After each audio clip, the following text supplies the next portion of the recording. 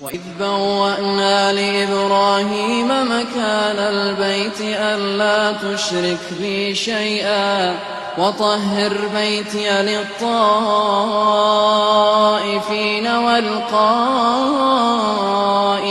والركع السجود وأذن في الناس بالحج يأتوك رجالا وعلى كل ضامر يأتين من كل فج عميق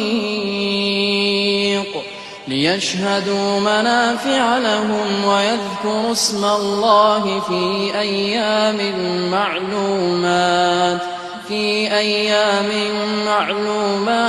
على ما رزقهم من بهيمة الأنعام فكلوا منها وأطعموا البائس الفقير ثم ليقضوا تفثهم وليوفوا نذورهم وليطوفوا بالبيت العتيق